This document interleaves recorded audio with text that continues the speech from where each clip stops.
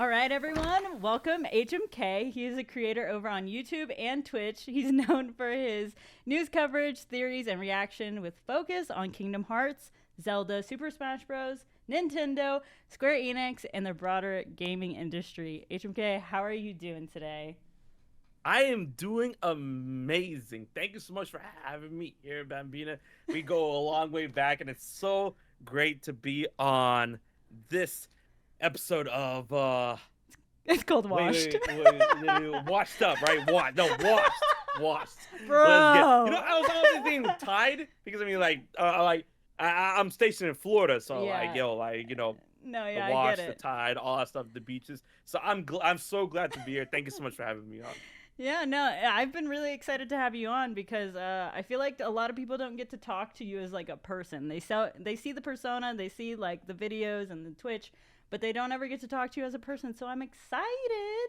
And we've talked before as well, multiple times. Yeah, I actually met HMK at PAX East in 2024, and honestly, it was kind of like, I don't know. I feel like it was like lightning in a bottle, kind of like me, you, and is it your wife or your fiance? Let's say both for now. Okay, yeah. Love her. We all went to me and. Oh, I know you do. Yeah, no, I love her. She's great. Honestly, I'll have to have her on one day. No, but we all got drinks together at a bar, and then I feel like we've been friends ever since. So. Oh, absolutely. Yeah. So what has life been like for you? Tell me what's been going on. I've been doing a lot. Like this year specifically, I've been doing way more. I'm sorry. Oof, oof, oof. Bro is burping. I'm sorry. Burping into the wazoo. But I've been doing a lot of stuff behind the scenes this year more than anything because towards the back end of last year, as we get it finally like a big work in progress was starting my whole VTuber persona. No, I saw that. Kill-a-coon. Yeah. Absolutely. So I've been like integrating myself, not really integrating myself, but I've been integrating over the past couple of years with a lot of VTubers that have been telling me, hey, you should get into it. So I finally did it, and it's been really, really cool. And then what I've been doing a lot this year was mostly behind the scenes stuff for a lot of aspects that I can't really talk about. Wow. But I will say, yeah, it's like a big thing that I can talk about is trips and whatnot, and communicating with a lot of these other VTubers and whatnot in order to find a path and then like collaborations and whatnot. But it's been like those type of avenues has been like very deep-seated is not really like the right term, but like long-seated, if that's like a lack of a better term. Right. Like it's one of those things where like, oh, we plan something and then it doesn't come to fruition until like way later. So Yeah, I see what you're saying. deep planning. So that's what I've been doing a lot recently, and then people have noticed that with my streams and my videos and whatnot. But note that I'm constantly working, and there's constantly stuff that is coming out. Recently, I put out a theory on the new Trinity going forward with Kingdom Hearts 4. I saw and that's been that. Really Yeah. good. I'm excited. Thank you so much. Dude. Me too. It's so crazy to even talk to you because I feel like I watched your videos for so long back in like 2020 to 2022, and it was wild to even meet you. I was like, this feels illegal. This feels wild. Not illegal, maybe, but you know what I mean. Like just like. Yeah, I feel that. Yeah. And so a lot of people give me that type of reception, and I keep telling people like, listen, I'm just a guy with a camera. No, that's really. Like I met some people recently, and they told me they were starstruck, and I was like, oh, okay, like I'm just a person. Let's go. No, literally, like word for word. But I love you that. love to see it. Yeah. So that's what I've been doing recently, and then like over the past couple of years, it's been working on more ways that I can expand and give back with the whole idea of the fifth dimension and whatnot. And I've seen a lot of people that are been within the fifth dimension in terms of the Twitch team and people that have been on my podcast. They like flourished, and of course I am not like, for those that are thinking that, I am not insinuating that like, oh, I had a hand in that. It's just that like I want to do my part. That's it. No, I remember. Like, So I don't know if you actually know this, but I applied for the Fifth Dimension, the stream team, because one of my other friends told me about it. And I was like, at that point, I swear I had like 10 people following me. I swear to God. And then I was like, I don't even know what's going to happen with this. I literally filled it out through my phone and was like, don't think about it. So I went to a New Year's Eve party at a bar, and my friend said that you were like announcing who was on it. And they were like, oh my God, he just said your name. And I was like, what just happened? So that's really what happened whenever I applied. So, I mean, thanks. it's like, to go into the whole spiel of Fifth Dimension, which I'm not afraid to like talk about. Go. Is that like, You're free. it's the idea of, I feel like a lot of people are, one, afraid to apply, or two, that people like, oh, they feel like if they applied, nothing will happen. It's just that when I see applicants, I gotta see like initiative. But then also like at the same time, it's just like, once again, I'm not saying that like there's so many content creators, and then this is maybe oversharing or not, but there's so many content creators that feel that they're above a certain echelon of other content creators, and I absolutely don't feel that. I don't feel that at all. It's just that like I have been lucky and gifted a place within like people know me, Twitch partnership, YouTube partnership, all that stuff. So I'm like, I didn't have the grace of having people help build me up. Right. So I mean, like, I'm not gonna like look at people that want to do this for a career and be like, right. It's just that it's very. The thing is, it's very random, pick and choosy, and like the algorithms on Twitch and YouTube and all these other sites, it's just so erratic. So I got to do my part in order to like help anyone that wants to do this the same way that I was able to do so. And if I have any type of influence, any type of power to do that, like it's kind of like the Peter Parker principle. You know what I mean? It's like I gotta help those that want to do this. But then when I see applicants, I see people that are like, oh, I want to do this, and then I look at the channel and I'm like, all right, you never streamed, you don't have a profile picture, and you don't have this. I'm like, yo, how in good faith can I how much in good faith can I be like, yeah, this is gonna be the group of the next people, and I'm like, no, you got to do something. Yeah, right? no, I appreciate whenever you do, or at least like from what I remember that night when you were listing people off, you were giving them like pointers, like stream more often, or change your lighting, or change your bitrate, like actually helpful things. Absolutely. Yeah, and because like there's so many people that because they never what's the word they stream, and I see the people that stream a lot, and when they don't have anyone telling them, they're like, hey, listen, you got to do this. You got to do this in order to reach the next level. Yeah. Like lighting is really important. Audio is super important. Oh, super important. And, a lot of people say like, oh, I got to get the best camera on the block. And I'm like, that's the thing you do afterwards. The most important thing, listen, the most important thing you got to do is audio. Audio. If your audio ain't good, people... like, you don't understand, like viewers at this day and age have the attention span of a spoon, of a fly. If you do not have something to capture them with, in terms, and the most important thing you can capture people with is your voice. Your voice gotta be A1 steak sauce. That's why I keep saying to people. So. Oh my gosh. Well, sorry, I was trailing, no, you're like, fine. So we talked about a little bit, or you talked about a little bit, how in the beginning you didn't have anyone to kind of like look up to or help you in that way. Let's take it all the way back to the beginning, because I don't even think I know this. How did you end up online? And who were you? Were you always HMK? There's no way.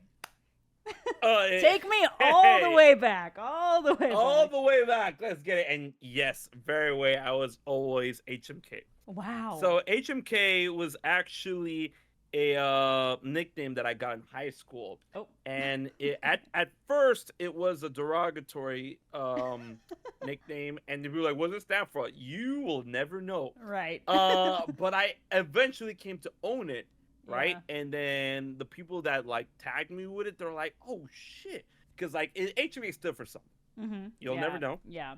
But then when I owned it, they went from what HMK stood for to just HMK.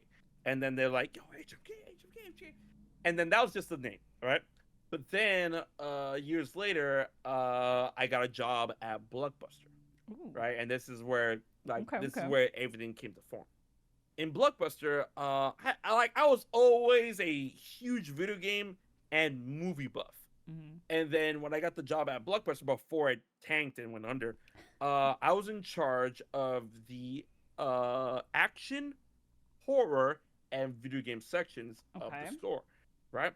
And then like, okay, yeah, and you know, I love the genres. I took pride when I did, and then customers would come and they would ask me recommendations in terms of video games, in terms of action, in terms of horror, and blah blah blah.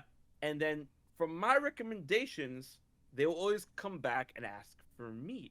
They're Oh. like, "Oh yeah, you got another one to ask me." It's like, "Oh, so what do you got next?" I'm like, "Oh, so like this movie's like really good, blah blah blah." And then like that combined with the fact that I was also watching a lot of YouTube at the time, and then a lot of people say this, and they're like, "Oh, look at this man inspired by blank, blank, blank." Yes, Oh. of course, I'm gonna say it because like a lot of people think this is lost to memory, but the real OGs know this. Oh, look at this man inspired by Angry Joe, Okay. right? Okay. And then Angry Joe, I used to watch a lot. I still do. I always say use. I still watch a lot of his content because it's still this content today, to this day. And then all the stuff that's happened with Blockbuster, and then watch Angry Joe, and then something clicked in my head saying that if he could do this, why can't I? Right? And I just started recording videos, and then here we are. Oh my gosh. So then the streaming, how did that come about? Were you just like, this is my natural next like step, you know? It really was because like I really focus on YouTube, just straight up YouTube, just making videos, recording videos, writing down scripts and whatnot. I literally got a secondhand laptop in order to like do all this stuff because like the family home computer wasn't up to stuff to do this kind of shit. Right, right. Right? It wasn't up to this kind of stuff. Yeah. And Yeah. then I got a secondhand laptop, Yeah. and on the laptop, then I started doing all this stuff. And then, like, back in the day in YouTube, it was like, when I started YouTube, it was like 2010, 11, 12, 13 okay, type stuff. okay. Right? So it was very archaic Yeah, YouTube at the yeah. time. And then that was like the point when Twitch was being Twitch after it was Justin.tv. It went from Justin.tv to Twitch.tv. And then like it was the natural adjacent thing to do for a lot of content creators at the time. Where I'm like, okay, I'm doing YouTube, and then a lot of people love my YouTube. So I'm like, let's do something more live. So then I had to grab a capture card, and then the first capture card I had back in the day, because like Elgato's the wave. Elgato is absolutely the way. No, they have a monopoly, I swear. Oh yeah, they do. Like, like it's either Elgato or AverMedia or something else. But then the thing I started with was Roxio. Oh god. Right, and that was a capture card that was like, man, it didn't use HDMI. It used composite or component cables. Right, red, blue, yellow. Yep. No, not red, blue, yellow. Red, yellow, white. There you go. Red, yellow, white. You basically streaming on a potato. Yes, and like back in the day, that's what it was because I was streaming out of a Wii U. I was streaming out of a PS3 and all that stuff, and it worked because I was streaming like Kingdom Hearts 1.5. Yep. Kingdom Hearts 1.5, 2.5, Wii U, Wind Waker HD, Twilight Princess HD, the virtual console games, all that stuff off my, and also like Wii U and Wii, because like it was compatible with that. Yeah. But wild.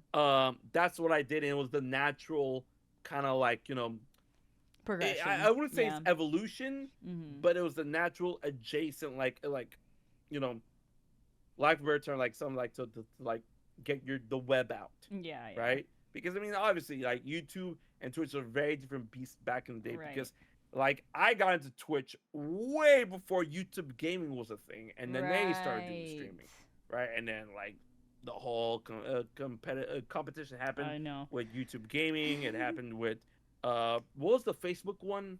Oh, but Uh, I've been off Facebook for so long. I've yeah, no. there was the Facebook one, and Yeah. then there was the Microsoft one Oh, jeez. that happened, and they both came and went, Right. right? Because right now, like the top 3 streaming platforms right now is YouTube, Twitch, and Kick, right? So like, you know, True. I forget that Kick even exists. So wait, like going back to like early YouTube days, do you feel like whenever you started posting videos, were you ever like shy about that, or have you always been like, this is me, take it or leave it? oh, absolutely. Like there was a bit of shyness to it because I mean, like, Yeah. when it comes to doing YouTube videos, especially when you have your voice and then even more your face involved, it's like, oh, you're putting out absolutely all that you are on the internet, Yeah. right? You're like you're putting yourself out there, and then you know, but here's the thing. So, like, oversharing HMK. Bambina said it was okay, so I'm doing it. All right? Yeah, you should. Yeah, like growing up, I went through a lot of racism in terms of like people like even in being Florida, a Latino kid.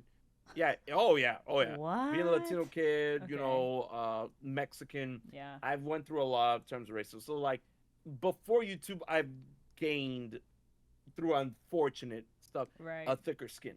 Right. Right. So then like putting myself out on YouTube, like it was like, yeah, I was, you know, scared, frightened to a point, but at the same time, it's like I've been through a lot not lately, but Right. like overall. Yeah. And it's funny because the main thing that people were like not sandbagging, but like a lot of people were making fun of me, like, you know, because like I don't want to say making fun because like bullying is no, it's like, oh, like people were bullying. Comments don't bully me. Yeah. But like people make fun of me because like my voice. There were always those things like, oh, look at this Mexican, look at this derogatory term. Right. Well, especially way back then. I feel like Mexican. that was kind of like Right. the humor back then, you know? Oh yeah, absolutely. Right. But a lot of people, you like the most at the brunt I would get is like sandbagging my voice.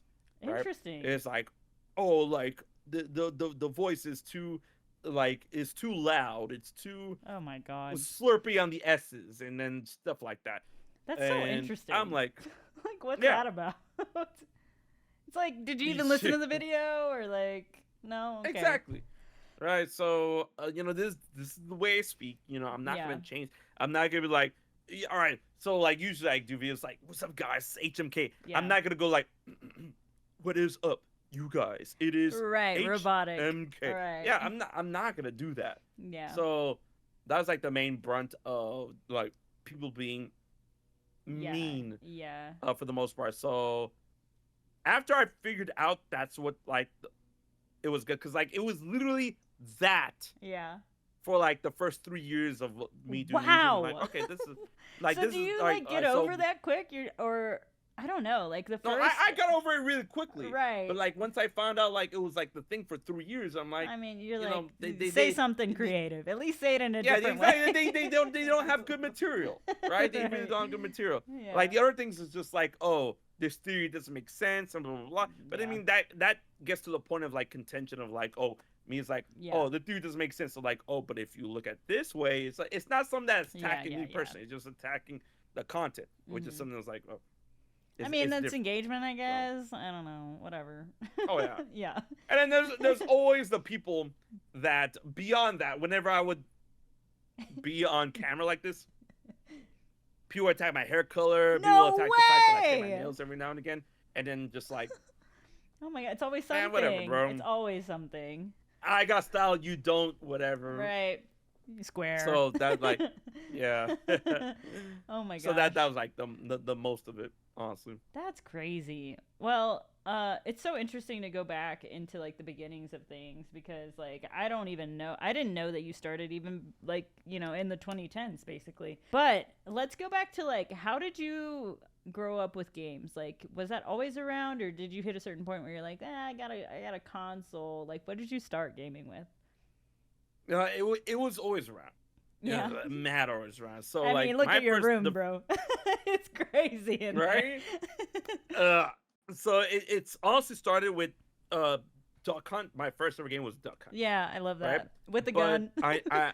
oh yeah, Yeah. the Nintendo's out, but I never owned an NES, right? Because Right. NES it was before my time. Yeah. But then I've had family members that were really into gaming, and my dad was into gaming to a fault because he was mostly a sci-fi nerd.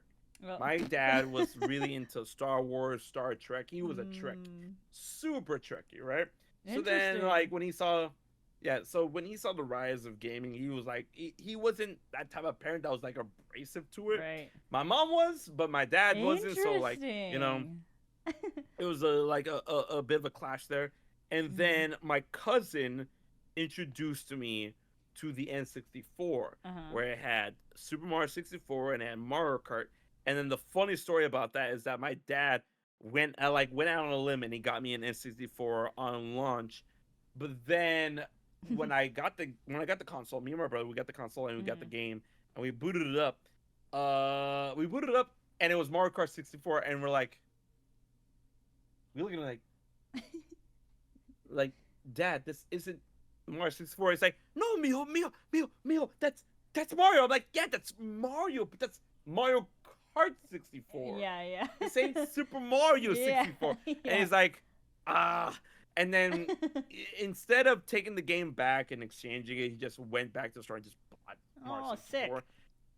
And he ended up loving Mario Kart 64 to the point where like me and my brother and my dad got really like insanely competitive with the game.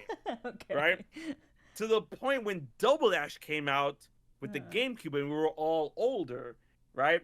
It came to the point where it was me, my brother, my dad, and my stepbrother, right? He would boot up the game on GameCube, turn off all the lights. The only light would be the screen. And then he's like, all right, mijos. And then you get drinks with screwdrivers. For those that don't know screwdrivers. Vodka and orange juice. Yeah. Screwdrivers. And then he would get a pack of quarters. And he's like, all right, everyone got their quarters ready. And then my brother, my stepbrother, we all got our quarters ready. And for those that play Double Dash, there's 16 courses. We all betted a quarter on each race. Right. So by the end of the night, with screwdrivers and everything, like, we like whoever wins everything, like we get the amount of course. So like, it's like it's kind of like mini gambling, yeah. Yeah, it's like what, $4? It's just the four of y'all, like it's nothing crazy. Yeah, but I mean, like the quarters help, like. Yeah, boost in terms of like, exactly, they incentive to like be the best. So, like, I was raised on gaming. Yeah. Right, and then when Ocarina of Time came out, because you're a huge Zelda nerd too, right? Oh yeah, absolutely. Because I played Zelda 1, I played Link to the Past before that, but like Ocarina of Time was just like, that was the I hear that a lot. I have yet to play any of those, but. Yeah, I know, it's crazy. Wait, whoa. This ain't about me. This is about you. Hey, Google, how do you grab someone through a computer screen? Oh, no, his face. I'm sorry. Bambina, do you understand? You don't understand. You probably don't. I don't. Do you understand? I literally have so many copies of Ocarina of Time for multiple systems, like on my. I will send you one. I will mail you one. Oh my god. What? You're also like another one of my friends was like, I will let you borrow my Wii U to play Wind Waker, and I'm like, bruh, I haven't played any of them. I will send you a GameCube with the Wind Waker disc in it. What? Oh my god, you're breaking my heart. I'm sorry. I got a story for that. I got a story for you. Okay, cool. All right, but to end off the previous story, Sorry. gaming was always a thing.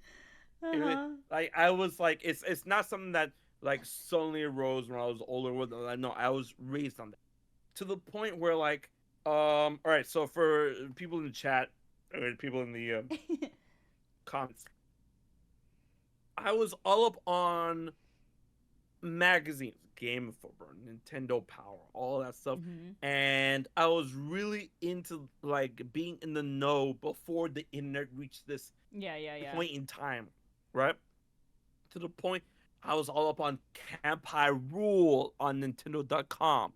I was on the Nintendo message boards Mhm. and whatnot. And I know, and I remember all of these different admins like Wesker Smells, like Chaos Master Link. I was there, right? Uh-huh. And then with the Nintendo Power and the Game Informer, like that's what like other things with Kingdom Hearts. Like I was remember reading magazines Yeah. of like Kingdom Hearts 2 Mhm. being like on the cover and blah blah blah blah. It was insanity. So Yeah. I was there. So the story I want to like give really quick is that I love my fiance wife so much Okay. because I grew up Mhm. loving Ocarina of Time. Ocarina of Mhm. Time, like honestly, is like it's come to the point of like I keep like saying like, oh, is it Tears of the Kingdom? Is it Breath of the Wild? Is it Ocarina? Mm. Ocarina of Time is a favorite game, Yeah. right? And it came to the point where I played Ocarina of Time, loved it, and 64 days, loved it, and I kind of got the cartridge, I guess, a couple of months late because within the cartridge it gave us also gave like a pamphlet to like, oh, if you love Ocarina of Time, order the figures, the action figures Okay. of Link and Ganondorf, right? So then when I was a kid, I built my allowance and then me no jobs. I built up Mhm. enough money and I like, hey mom, I made enough money. Would you help me do this? And they're like, oh yeah, absolutely. So like Mhm. I give the money to her. She writes a check because like as a kid you can write a check yourself, Right. right? Writes a check, puts an envelope with the pamphlet note to like order a Link Ganondorf action figure, Right. sends it off, and I'm waiting. Yeah. 6 weeks later, I get an envelope from Nintendo or whatever, Mhm. and then I read the envelope, and then like obviously I get the check is back, but there's no action figures, no package, Uh-huh. right? And then the note reads like, "Oh, we appreciate you, blah blah blah," but like they're out of order. They're out of No. commission. Like there's none left, Wow. right? As a kid, I didn't grasp that. I didn't get that, you know? So like I honestly broke down crying. And then my mom tried to like explain to me and then like I just didn't get it. And I'm like I'm Yeah. crying. Like I just really wanted those toys. All Mhm. right, so then eventually I got over it. Years later, I meet Mhm. I meet my fiance wife Ella, Right. and I tell her the story. the the next birthday, after telling the story, she gives me a box like happy birthday, and they're on the wall over there. It's Uh-huh. the figures from back in the day, 1998, What Ocarina of the? Time, Link and Ganondorf. That's Because I told her about, insane. she got them for me, and I'm like, Did you how cry? much do these cost? I did. I teared up. I'm like, how much do Yeah. these cost? And she refuses to tell me, I right? And then bet. I look online, and then there's prices all over the wazoo that doesn't really have any type of Yeah. consensus. Yeah. And I'm like, and honestly, that's the best gift I've ever received in my life. Oh my So like, god. We love that's Ella. this is the story. Yeah, I'll take her that's from the you story I one wanted day, to. but that's a different story. No, you won't. I'm kidding. I'm kidding. Oh my god. So I know you are. right. I have my own strats, but we'll talk about that later. Hmm. So here's my next question. Is content creating your full-time job? Yes, it is. Wow. Yes, it is. I've been blessed because I've been doing this so long, and I've been lucky to Hmm. have it reach a certain point early in its like Right. what do you call it? Early its fruition, Hmm. right? So I do YouTube, I do streaming, and I also do other things, including that of like content creation in terms of like shorts and like other smaller Yeah, I forms of saw that. you. What is the freaking game extension? Crowd Crowd. control. Yeah, crowd control. You do stuff Mm-hmm. like that where you like. I'm assuming it's like a partnership or a collab or something. Oh yeah, so like I'm actually like one of the I ambassadors of saw. Look at 2025. you. Look at you. Hot shit right here. So wait, like whenever since it's your full-time job, like what are some challenges that you have with that and what is it like being your own boss per se? It's absolutely sucks because my boss sucks. Like so it's like Right. yeah, like on the outside looking it's like, oh, that's great that you're your own boss, Mhm. but like it is and isn't, because obviously like you have all this control and you have all this time to do with that control, but at the same time the thing that sucks is that you have all this control and you have all this time to do control Mm. because like you are your own boss, right? So Mhm. like you have to think about what works. You have to do all this type of research, which obviously it comes with the game, right? You have to do all this Yeah. research in terms of what works and what doesn't, right? Mhm. And also you have to get over like aspects of things that like, oh, you may think this works, you may think that works. Like, how do I look if I present? It's like, no, no, no, no. Like, listen, look at the numbers. The numbers shows that if you do this, it will work. So if you're basically that, get over it. And then Yeah. sometimes if you can or can't get over it, that's like sink or swim type Right. situations. Like the So like it's comments or it's whatever. absolutely Yeah. like, and it's more than comments. It's just Mhm. it's also in the aspect of like what type of content you want to create, Mm. because like Do you have a up preference? until like second. Do you have a preference? Like, do you prefer doing like YouTube over Twitch or vice versa? No, Or. I like doing both, but Hmm. the types of content within both is where I have preference, Yeah. right? Okay, lay it Because on me. like, yeah, I love doing longer form content, but Mm. now we're in the day and age Of because you short, have to yeah. adapt, or yeah, you have Hmm. to adapt or get left behind, Yeah. right? You have to do short term content. You gotta take the clips that you get on Twitch and you gotta like curate them and then word them. Which I mean, there's no wrong with wording them. Of course, like everyone wants to consume content and whatnot. Some people Yeah. like I see what they you're saying. Yeah. they can't hear, they have to see, and then they Accessibility can't stuff. see, they have Yeah. to hear, and Hmm. so accessibility, exactly, Hmm. right? It's not wrong with that. It's just that you know all these broad terms of like, because like back in the day before the amount of people consuming this kind of stuff, it was just streams and then videos. Right. But now as time goes on, more and more people are consuming this, so you got to accommodate more and more people, which is Mm. nothing wrong with that. It's just more work, right? Yeah. And a I lot see of what you're people saying. don't want to do that kind of work. I'm willing to do that kind of work, but then we get into the idea of preferences, Yeah. not Okay. just I see. accessibility, Yeah. Yeah. because accessibility is fine. Preferences is what it goes here and there and all Yeah. where, because like, oh, one day, that's why some YouTubers rise and fall due to what kind of content, not how they present content, but what kind of content they do. Some YouTubers rise and fall in terms of doing walkthroughs. Some YouTubers rise and Right. fall in terms of doing let's plays. Some YouTubers rise Ah, and I fall see in what you're terms of doing saying.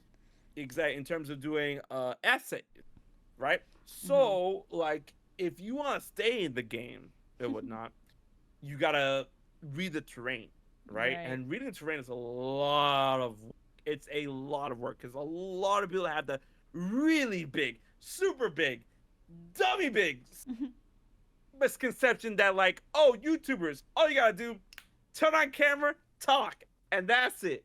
Yeah, I don't feel like that's what it is.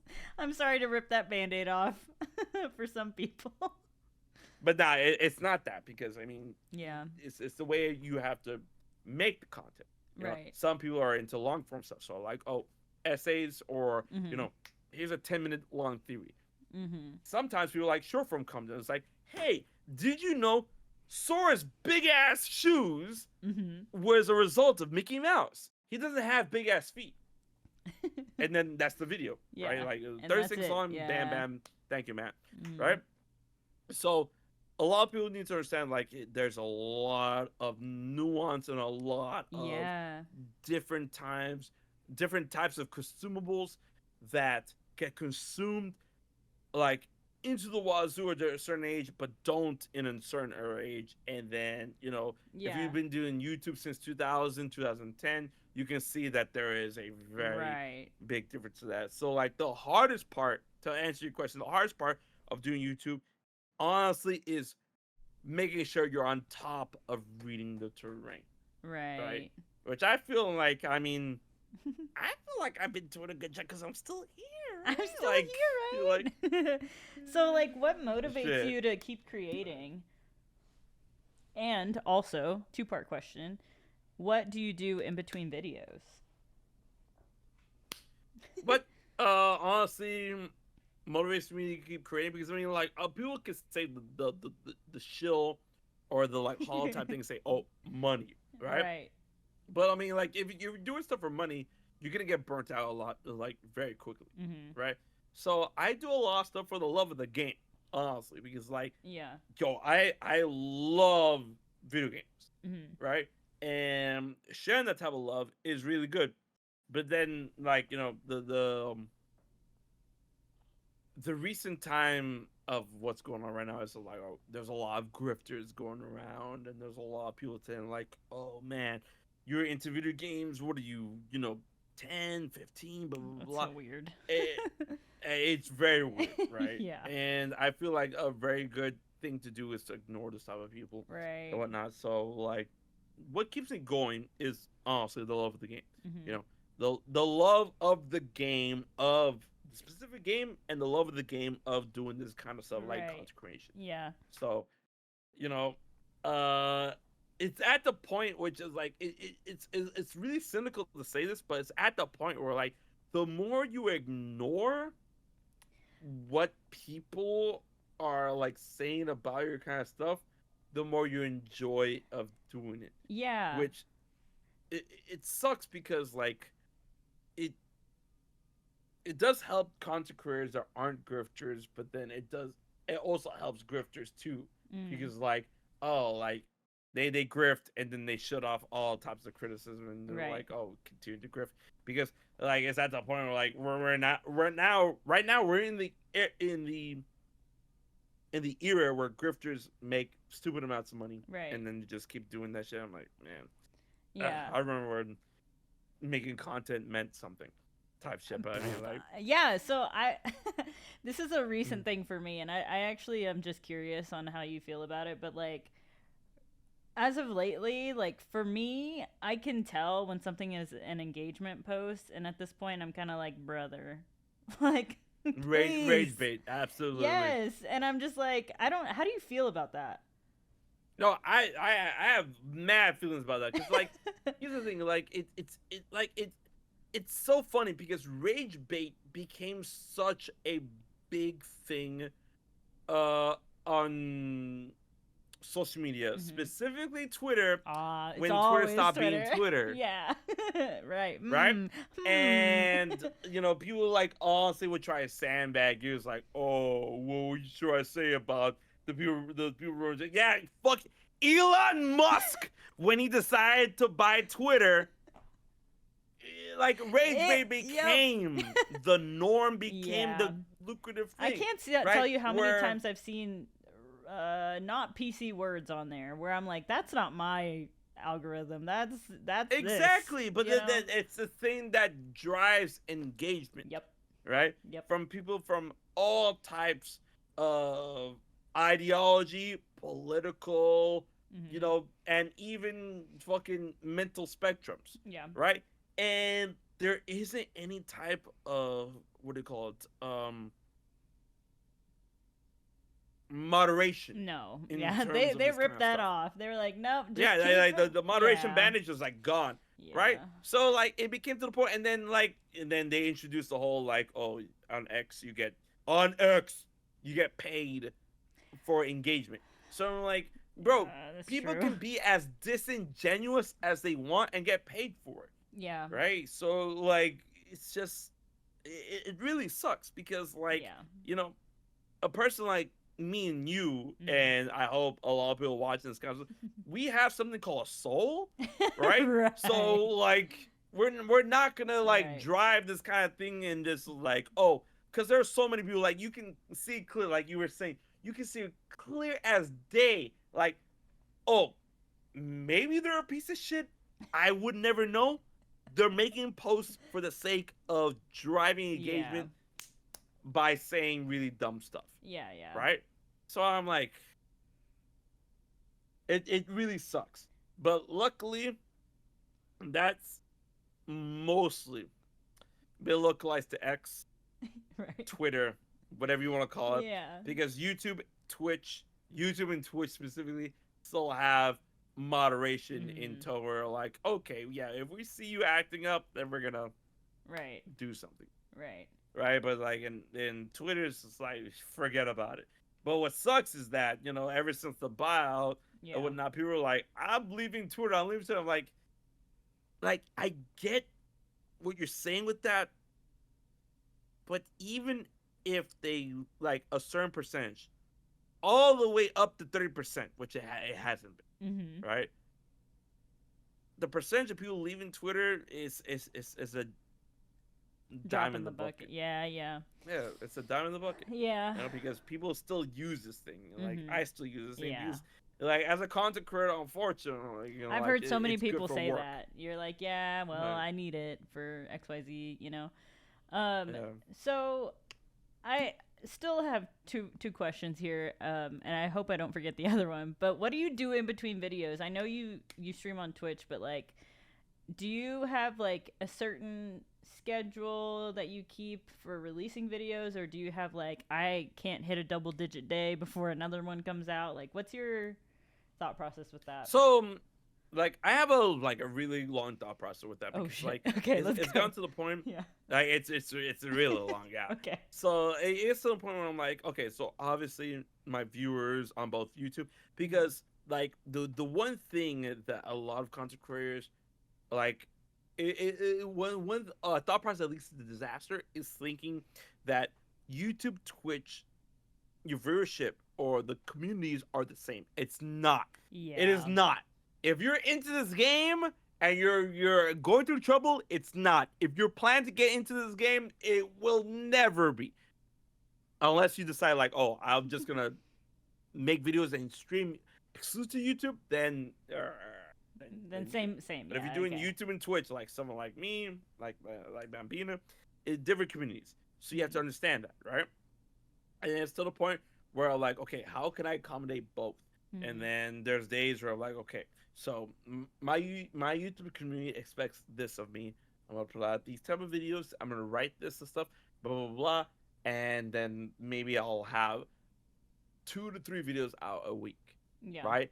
Depending on how fast I write them, how fast I edit them, because like it's Right. one type army type shit. Because a lot of people in more like upper echelons than Mhm. me, they have video editors, right? So like all I gotta do, Do you not have a video voice, editor? script, right? Huh? Do you edit your own videos? I edit my own videos. Yes, I don't have a video editor. What? You No, probably so could. all right, there you go, there you go. Bambina exclusive. If y'all think I have a video editor, I don't. Okay, sick. Well, why not? So Is it because you don't want to pass it off to anyone? Okay. Right, I got you. I'm not rich. Are you? I Wait, am but not YouTube rich. money. Yeah.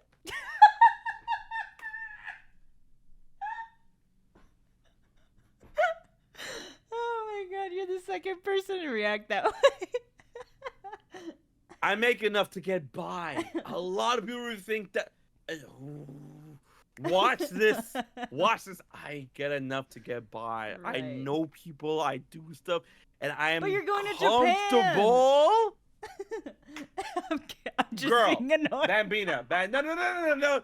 since you want to bring that up, I'm going to Japan. Okay, yeah. You know how long I've been saving up to go to Japan for this year? I've been saving up since February. Okay, Dang. it's not something like, oh yeah, Japan. Is it one of those things though where it's like more expensive to fly there, and then whenever you're there, it's cheap? Yeah, it really Yeah, is. okay. It really is. Yeah. Yeah. It really is. More expensive to get there, but Yeah. once you're there, it's Yeah. Sick. That's I love that. so, Anyway, you're not rich.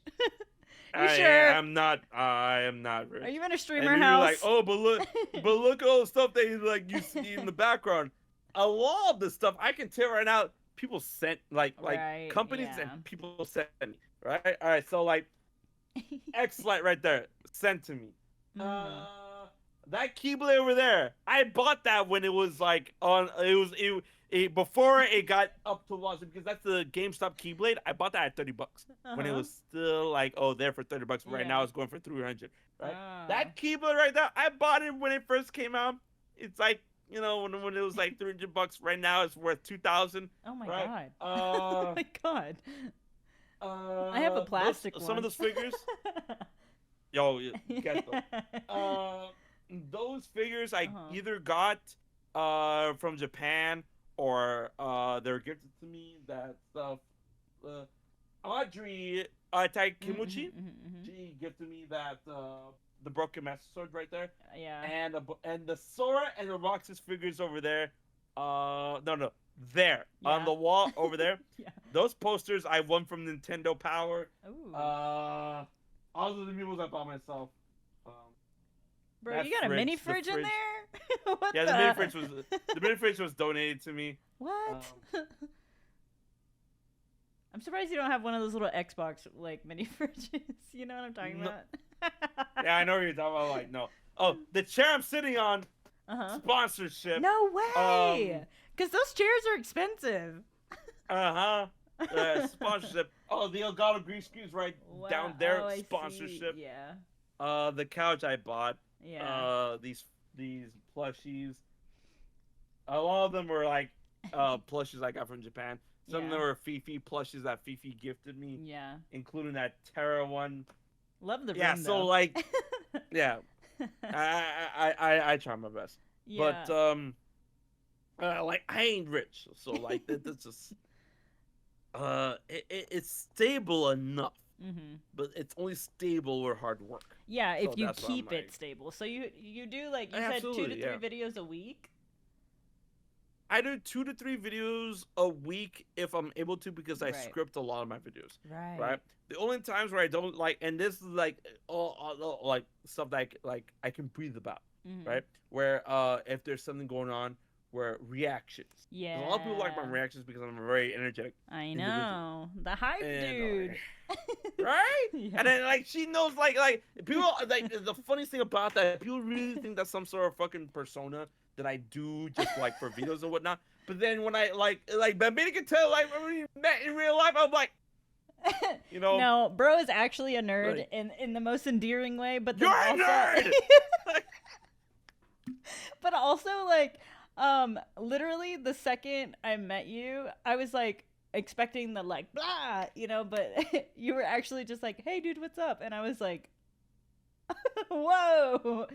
And then I think one of the first things I told you, I was like, "You're such a character with like the hair and the outfit and the boots."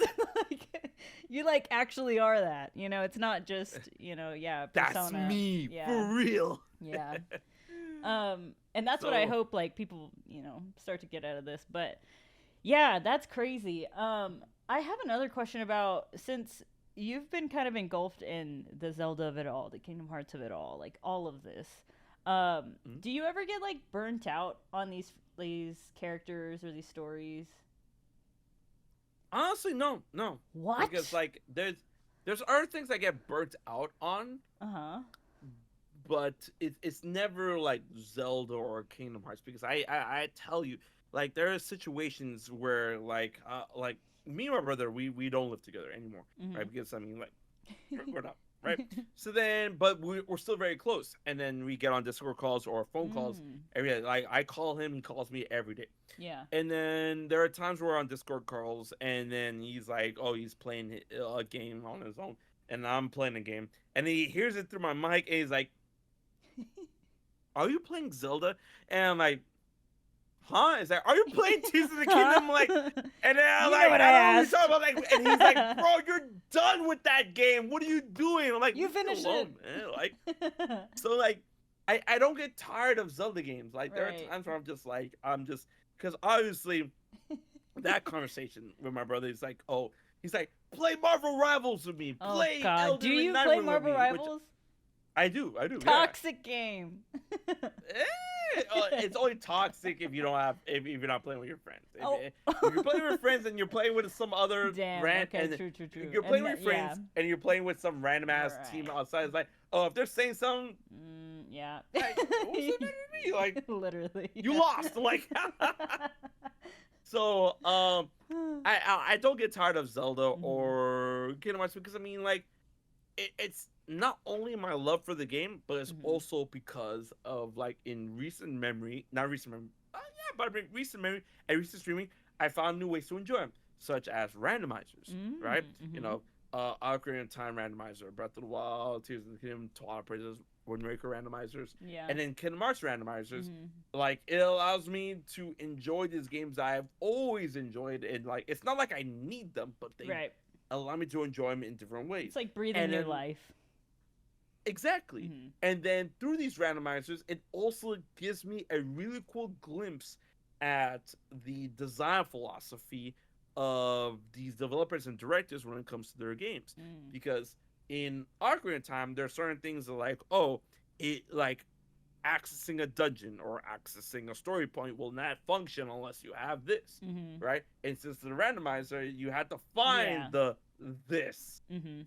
to activate, a certain story point, right? Same thing with Kingdom Hearts. It's like, Mhm. oh wow, like this will not activate unless I had the Proof the of certain something. Yeah. world beat or the certain keyblade hat, Mhm. right? So like even like despite the randomizers, like no, I could continue to join because like I've always been a huge lover of Zelda and Kingdom Hearts throughout all of the games. Mhm. Of course, there are games I love more than others, right? In terms of Zelda and Kingdom Hearts, the weakest game in Zelda is Link's Awakening. The weakest game in Kingdom Hearts is Recoded, right? Mhm. But I still play them out of the wazoo and whatnot. And then there are times where I'm like, on a day I'm getting blasted, I'm like, you know what? I sit down on my couch. I have a. Oh, And then yeah, you you play see the couch. The couch is on the Rivals. camera right there. Right. Bam. I sit down on the couch. I'm like, Kingdom. Like, look. Yeah. So, like I don't think I'll ever fall out of love in terms of games because I know that's a big thing in this day and age. Like, Yeah. a bunch of my friends and my fiance and like my closest friends, they send me reels of, you know, what's hot now, what's hot and what's Yeah. not, type Everything's stuff. always But moving. like, It exactly. moves so But then, fast. as a millennial that grew up in the '90s into Mhm. this, I was like, it's way more. What's the word I'm looking for? For lack of a better term, I just say stable, right? Yeah. So, like, you know, what I love has always been stable. It's Right. not something that's always been Like like. There's fleeting nothing. and yeah. Yeah, there's nothing in terms of video games that has ever been challenged in Mhm. terms of like, oh, are you still into this? Oh, do you still like this? No, nothing has been challenged Mhm. for me in this day and age. So, like, Yeah. to answer your question, like, yeah. Yeah. I have one more about just like gaming in general, but or not really in Mhm. general. It's about Kingdom Hearts. How do you Oh, absolutely. Let's get it. Yeah, this is my last one and then we'll pivot a little bit. But how do you operate in the dry spell with Kingdom Hearts? Ooh, that's a good one. I think I gotta Mhm. take my glasses off for that.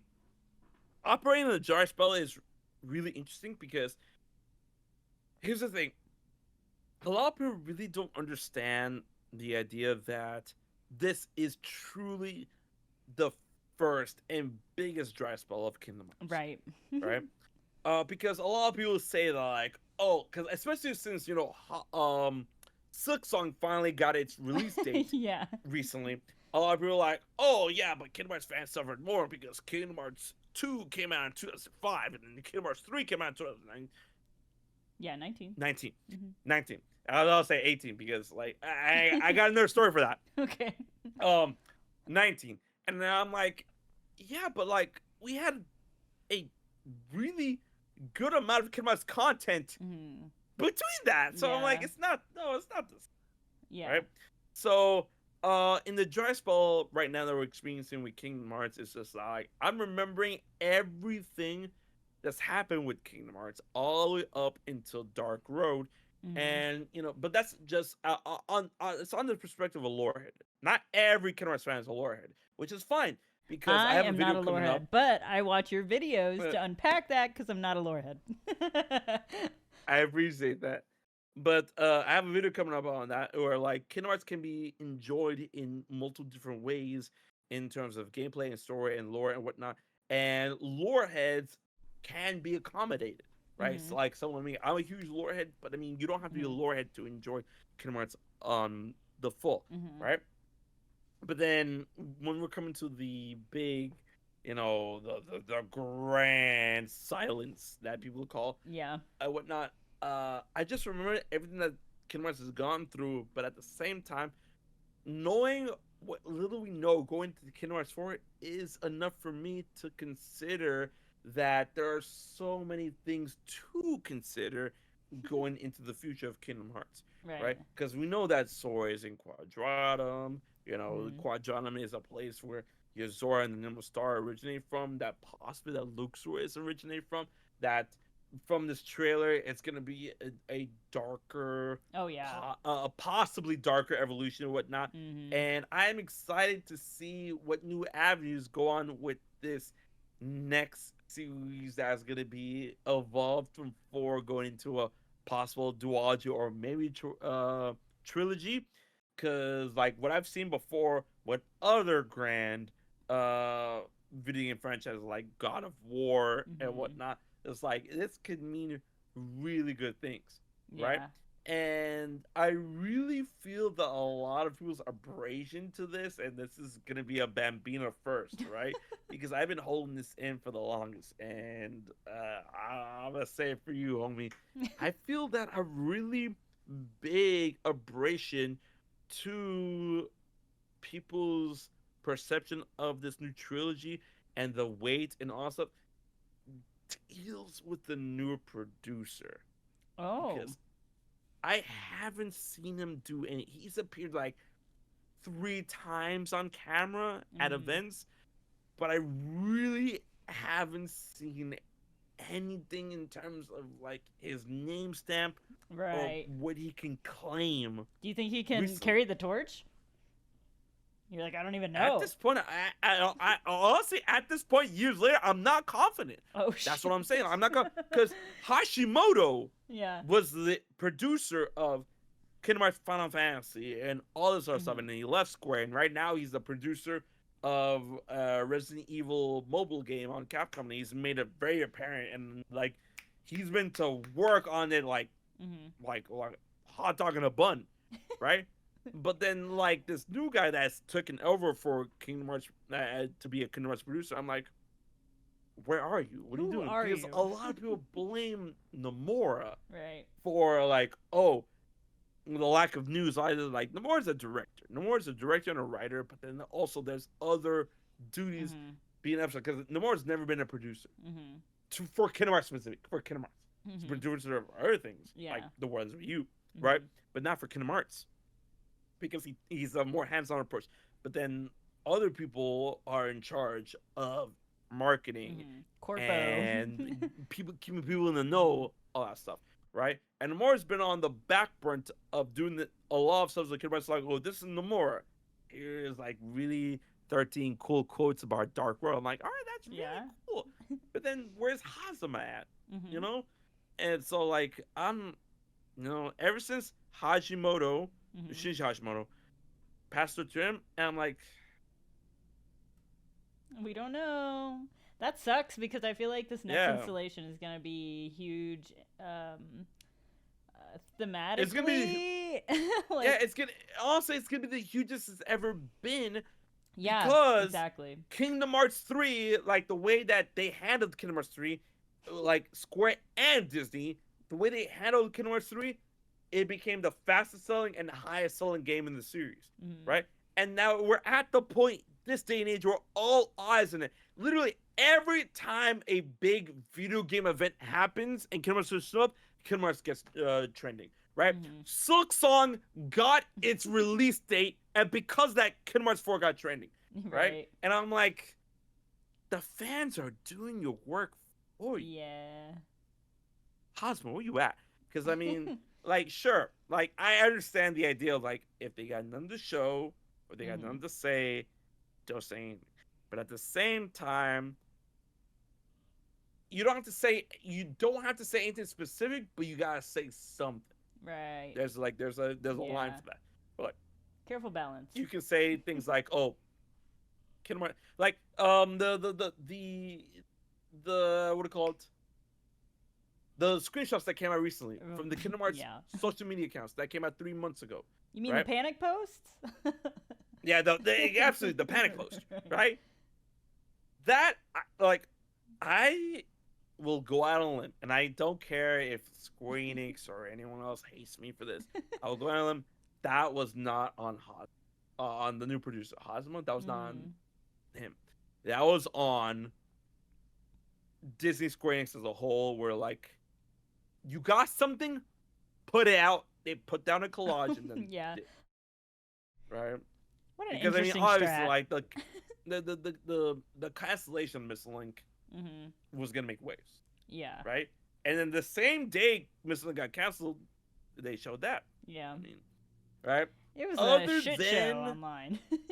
right, other than all the other photos, like so, all the other photos, Sora, Strelitzia, the Mhm. phone, Mickey, Mhm. the I call it the Neo Dark Side. The Neo Dark Mhm. Side, and then Sora in front of the story wave. All that looked fine. But the gameplay, the big ass photo in the top, it looked like it looked like it still needs to Love. be baked. Yeah. Right? So that tells you the game needs to still be in the oven. And they put that out. Mhm. Because if it was Hosma that, you know, said like, oh, this is okay to show off as a producer, Yeah. that ain't up to stuff. I So know. Well, we'll see, I guess. yeah, so that's where I'm sitting at. Right? I'm sorry, like listen. I like anyone attached to Kingdom Hearts, I want to believe in you and I Mhm. want to say that like you're doing a great job, but when you're not, I gotta say, like, listen. Well, I'm glad. It gives you you have a voice for yourself. It's not just like anything they do, I'm down bad for, you know? Right, exactly. Because Yeah. like Kingdom Hearts is 20 years old. We celebrated the 20th anniversary not too long ago. I know. Next year can And drink. you know, Or actually right? Shit. Wait. Actually, You're like, wait a minute. I think I can drink already I because think so, the yeah. 20th anniversary was A while ago. 2020. Yeah, 2022. Yeah. Yeah. So like, We've been drinking. yeah, 2022. So I can drink already. We've been drinking like, a cope. honestly, right. Honestly, at this point, y'all need to like, put some that your fan base is confident, because like 20 years later, you have a fan base and you Yeah. have a consumer base that is insanely ravenous. There are so many, and I'm like Square, Disney, look at me. There are so many video game and narrative based what do you call it, series that would beg Yeah. for the type of fans Kingdom Hearts fans have, the Kingdom Hearts fans are, right? Because as soon as you breed something new in terms of merch or in terms of an event, they will flock, they will buy, Yeah. and they are ravenous, and that is the power that Kingdom Hearts has, right? So like, don't take that for granted. Not for real. That's what I'm saying. Well, love that. Thank you for sharing all that. We're gonna pivot over to you now. So leaving the games behind. I know that's part of you. It's part of who you are. No. Yeah. Absolutely. Let's pivot. But my question is, how do you manage or balance life online versus life offline? Does that come easy for you, or do you have like a special way that you compartmentalize them? it's easy for the most part because I keep telling a lot of people like they assume like when it comes to like in their personas and whatnot they assume that's like oh the way you act online isn't the way you act like in real life and Mm. it is like that I keep saying I'm a kid with a camera that got lucky No, really. and like the way you see me now is the way you're gonna get me in real life. Well, unless I'm tired, like unless like you meet me like, hey, 2 a.m. in the morning, like, yo, what's going on again? Like, oh, I'm sleepy. Like, Yeah. like unless it's like that, Yeah. then like it's gonna be this, Hmm. right? So the type of balance is that what I look for is not what like oh I balance how I portray myself here or what I do here, but I balance sorry what I balance is what keeps me happy, Hmm. and what keeps me happy is playing games, having like a relative social life, being with my friends, being with my family, or whatnot. Because a lot of people like assume that if you're in content creation, then like, oh, you got to be bottled up. It's like as long as you're on a computer screen streaming, you're fine. It's like no, Right. it's not fine. Right? Like for a person like me, cause it's different for everyone. Like it's case Right. by case. But for a person like me, the way I balance it is that like human interaction goes a long way. That's why I'm blessed with a beautiful fiance. I have like an amazing set of friends that check up on me IRL friends. and yeah, that Hmm. check up on me and talk with me every day and whatnot. And then not only IRL friends, but like no, it feels like a lot of people that I've come to know, and this is like a very, very, very, very big, like I don't want to say reveal, but I mean like, you know,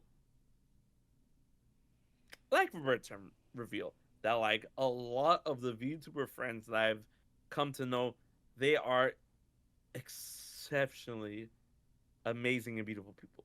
Mm. Right. A lot of people get this really weird idea that like, oh, VTubers are so like, oh, they're fake because they Mm. go off and they present themselves behind a certain model or whatnot. But like, obviously case by case. But people Hmm. don't understand that, people have anxiety Right. of how they portray themselves online and then feel like it's better for them to like, you know, portray themselves through an avatar. Hmm. Absolutely gorgeous people Uh-huh. behind the scenes, right? And like I'm blessed to have known them, and I'm blessed that they call me friends and I call them whatnot. So the biggest balance, honestly, is just like keeping up communication. Like it's just me personally. I'm not saying like no, this is the absolute cure for like any type of content creation. It's just me personally, like constant communication with the people that you claim and claim you as closest, Hmm. it honestly goes a long way. It really Yeah. does. But then at the same time, if you want like routine, is like I wake up, coffee, protein Coffee. pancake, yeah, Love a Kodiak. uh, uh, Bustelo, Oh, no, no, no! I meant Bustelo. the pancakes, but Bustelo is good stuff. Oh no no oh no no oh the pancakes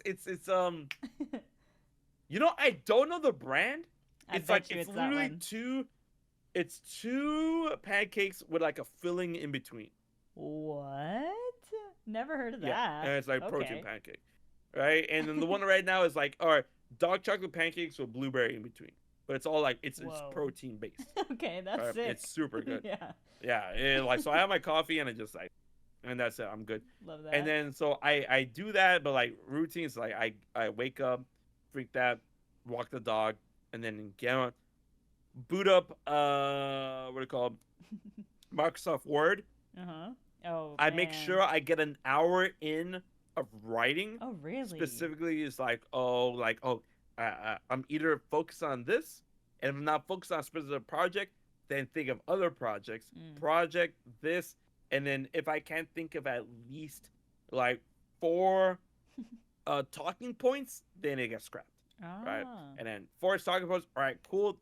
That goes into the bin of development, Mm. right? So like like there's always a ton of ideas I have, Right. right? But then if I can't develop it past a point Yeah. where I feel confident in putting it Right. out, then I'm not gonna put it out, Right. right? Because there's so many times where like people put out videos and just like, all right, this, here's a video, and it's like, yeah, I think this is this because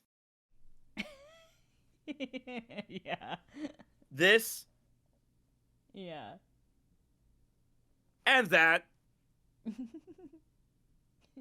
and also this. Yeah. And then like you get 3 points within 10 minutes. And then Yeah. I'm like, All right. I Sick. couldn't do that. Yeah. All right. So that's what I do in terms of YouTube. Mhm. Right. And then incorporating that in terms of YouTube, like I still need to have fun. Right. Because like if Mhm. I spend my whole day not like doing this and not having fun, then I'm gonna get burnt out really easily. Yeah. So then around like I would say 3 of my time, I either boot up Smash or Fortnite or I love Fortnite. what do you call it, Rivals. I've been I'm level trying. 75 right now on Fortnite because Tommy Oliver is my favorite Power Ranger. Right, I've Aw. been gunning for him. Yeah. So like that Genshin, I love playing Genshin. Mhm. Right, so I do that and then I get back to the spiel, and then around 5 Mhm. is when I decide I'm like, okay, am I gonna stream today? Yeah. Right. And then like I stream at 5 or I stream at 6 or I stream at 7 Mhm. or whatnot.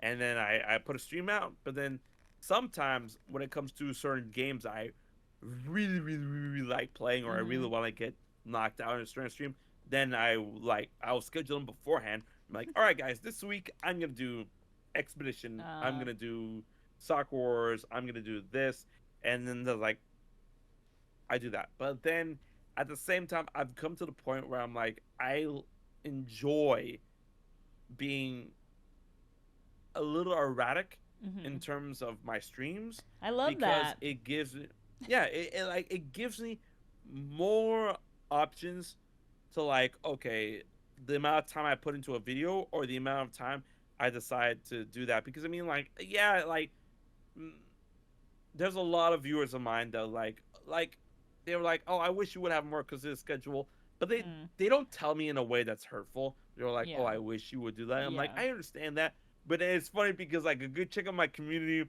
has made memes where like, oh, other streamers, I'm so sorry for not streaming at 6 p.m. I streamed at 6:03, and then they're like, how could you do that? And they're like, HMK streams. We're like, oh, guys, I'm sorry, I'm streaming at 7:06, and then they're like, we understand, we're used to Yeah. it, and I'm like, which I mean, like, I'm glad that they're used to it, but at the same time, I'm like, fuck, I'm like, No, I trust me, like, there's something I want to be about consistent. yeah, like there's something to consistency, I guess, and if it's working for you, like great. But like also, Yeah, I don't know. I feel like if you can operate and people still show up even outside of those things, it's almost like a testament to like the fact that they still enjoy that, like you know what I mean, and oh will show yeah, up whenever.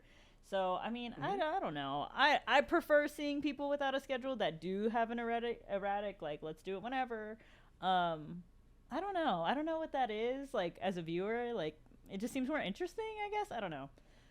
But yeah. it does seem more interesting, but I mean, like, it does get to that point where people are like, okay, they'll show up and then like, oh, they enjoy erratic schedules, but Mm, then at the same time, there's sometimes we're like, damn, like I've had, and this was like a complaint, and it's not a complaint that like hurts. It's just a complaint in terms of like, I really want to see the stream, but you stream in that moment where I couldn't be there, right? And yeah. I'm like, but then also you have to like convince yourself like sometimes you can't accommodate everybody, Yeah. right? So like it's really, that's why I keep telling people, like, people really think that streaming is easy, right? It's not. It's And kind of all like, over the yeah, place. exactly. People only see the upper echelon of streamers, like like Speed or Ninja and whatnot, because like Mm, people will always turn out for them, mm-hmm. right? But then Yeah. people within, our echelon, I like don't know if it's I'm like there. Whoa, don't put me in there. Okay, okay. people in our echelon, like they only show up when they can, because Right. like you know some people have jobs, some people have other what do you call it? Some people don't have They YouTube money. have other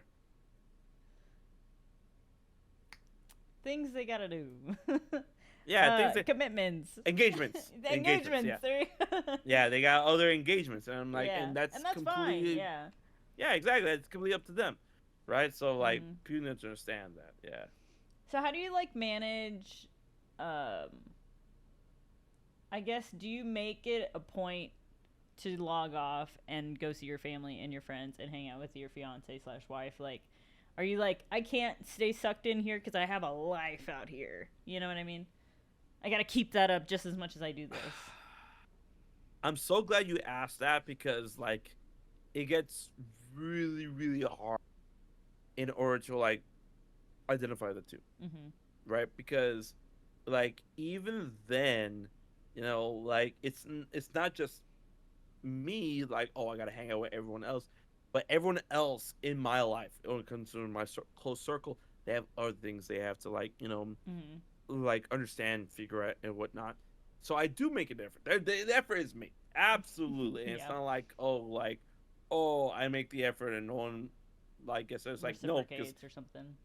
exactly, everyone reciprocates the effort. So like I visit my parents, I visit, my brother, I visit my close friends, and whenever we get the chance. But it's like at the point in time, specifically me, my situation, like a lot of my close friends, like they've either moved away and then started families, and then like it's harder to Yeah. visit them on the reg, Mm-hmm. right? But then when I do visit them, it's like absolutely, like, so like my best friend growing up, right? He has a whole family, wife, 2 kids, and he lives like in my state, but like in like we Yeah. like we say like, oh, you live in the middle of buttfuck, right? Like Yeah. it's far, Nowhere. right? Yeah. And whenever it comes to the point where like, oh, we're gonna like uh baby's birthday, my Yeah. birthday, visiting, whatever type of situation that calls for me to visit them, like I go and I am logged off. Mm-hmm. Like my socials are off. I am not home.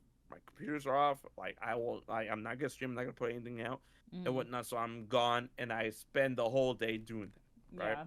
And so like there are times where it does happen, right? And but that's like it's very few in between, because most of my friends that are still within applicable distance of me, Mm-hmm. they understand the whole content creation game. They understand that Mm-hmm. like I'm in there, and that's what I do for a living or whatnot. And some of my friends actually, like some of my close friends, like IRL friends, do that as well. So they Oh, understand the game, nice. right? And I talk with them, visit them, and Mm. also I spend time, my fiance wife, I spend time with her, and I also spend time whenever I get the chance with V2 homies. They call me, I call them, and whatnot. So like it's a very big balance, because like a lot of that stuff that happens is mostly thankfully in like the nighttime, right? Yeah, yeah, So yeah. like there are like, 'cause I don't stream every day, Yeah. and days I don't stream, I just like hit them. I was like, hey, how you doing? And then they like, instead of saying I'm doing good on text, they just straight up call me. So I'm like, hey, and then we just end up spending like 2 hours talking, Mm. which is fine. That's not something to complain about, because Yeah. oh, I love it, right? So I think I found a pretty good balance, because there's a certain time threshold where like, Yeah. okay, I can do this amount of stuff as long as I wake up. I can do this amount of stuff before this time, and then after this time, that's when like, oh, it's like it's pandemonium hours, Yeah, right? yeah. So like, yeah, like I found like a time to apply, like I apply this here, apply this there. So good. Yeah. Well, Mhm. nice. Do you have any inspirations or creators that you looked up to, either in the beginning or even still now? Plenty. Plenty. Plenty.